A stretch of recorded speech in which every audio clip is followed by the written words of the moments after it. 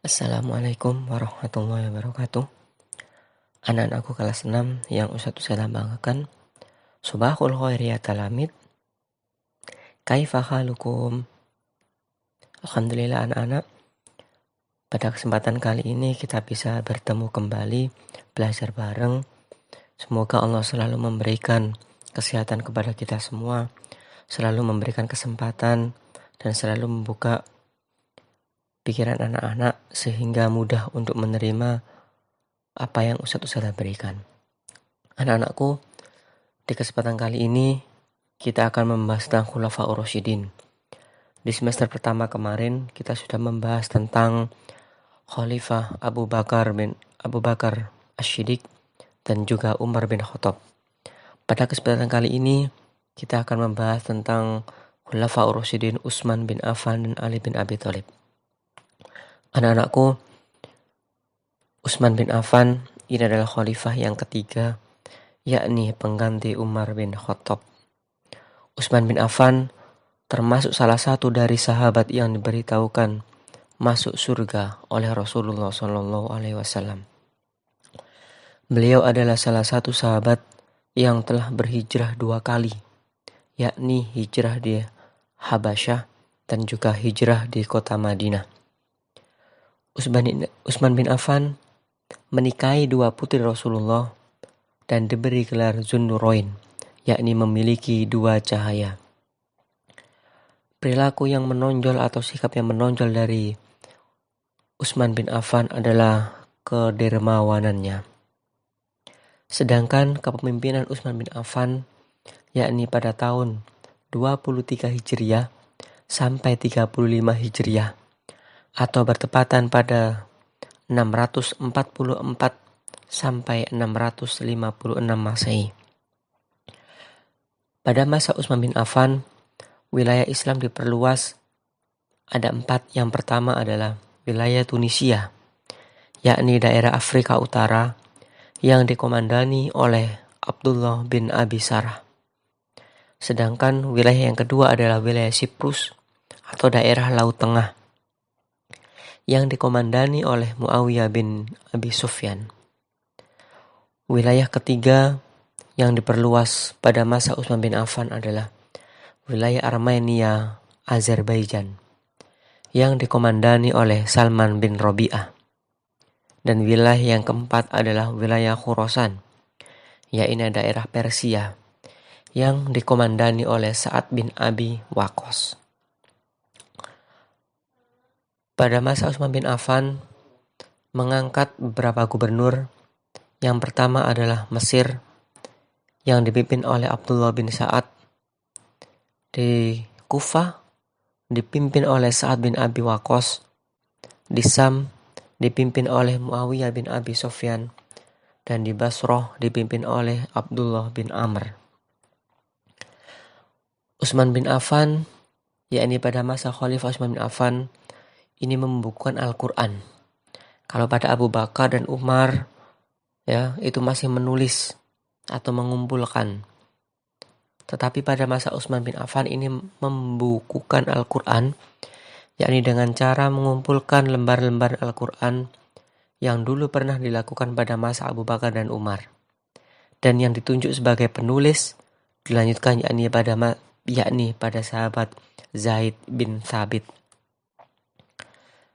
Berakhirnya masa Khalifah Utsman bin Affan, terjadi pergolakan yang besar di tengah kaum muslimin karena fitnah yang dilakukan oleh orang Yahudi yang bernama Abdullah bin Saba. Abdullah bin Saba masuk Islam dengan tujuan menghasut kaum muslimin agar mau memberontak kepada pemerintahan Utsman bin Affan, yaitu dengan cara memfitnah, menjelek-jelekkan beliau dan juga menyesatkan kaum muslimin. Wafatnya Khalifah Utsman bin Affan ini karena terbunuh saat ketika membaca Al-Quran di dalam rumahnya. Khalifah Utsman bin Affan wafat pada tanggal 18 Dzulhijjah, bertepatan pada tahun 35 Hijriah, dalam usia 82 tahun dan memerintah selama 12 tahun. Khalifah yang kita bahas selanjutnya adalah khalifah yang keempat, yakni Ali bin Abi Thalib. Ali bin Abi Thalib masuk Islam sangat muda, yakni berusia 7 tahun. Ali bin Abi Thalib diberi gelar Abu Turab, Syahid, ahli ilmunya para sahabat dan juga Imamul Masakin. Ali bin Abi Thalib juga sekaligus sebagai keponakan atau menantu Rasulullah dari putri beliau yang bernama Fatimah Az-Zahra. Ali bin Abi Thalib tidak pernah lari ke belakang atau mundur ketika berperang di jalan Allah. Kepemimpinan pada masa Ali bin Abi Thalib setelah Khalifah Utsman bin Affan terbunuh yang dipelopori oleh Abdullah bin Saba, kaum muslimin mendatangi Ali bin Abi Thalib dan membaiat beliau menjadi khalifah pengganti Utsman bin Affan.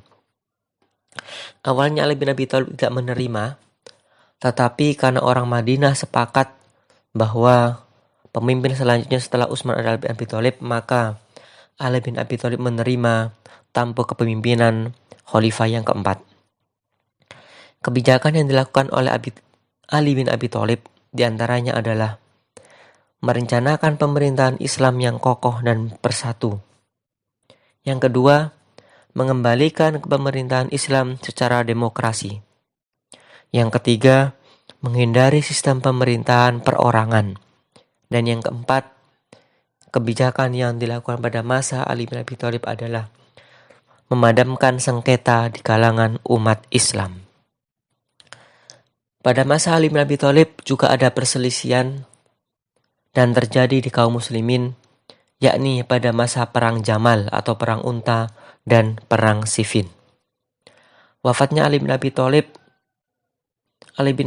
ini wafat ditusuk oleh Abdurrahman bin Muljam ketika saat itu Ali sedang melaksanakan sholat subuh. Ali bin Abi Thalib wafat pada tanggal 17 Ramadan 40 Hijriah atau bertepatan pada tahun 661 Hijriah, yakni saat itu berusia 63 tahun. Dan Ali bin Abi Thalib menjabat sebagai khalifah selama 4 tahun 6 bulan. Anak-anak, itu materi yang bisa Ustadz berikan pada kesempatan kali ini.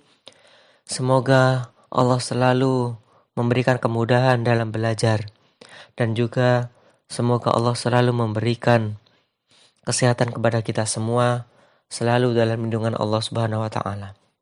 Jangan lupa selalu sholat 5 waktu, membaca Al-Quran, dan juga belajar, dan jangan lupa hormat dan patuh kepada kedua orang tua. Terima kasih. Kita akhiri pertemuan kali ini dengan bacaan hamdalah dan doa penutup majelis. Alhamdulillahirabbil alamin. Subhanakallahumma wa bihamdik, asyhadu an la ilaha illa anta astaghfiruka wa atubu ilaik.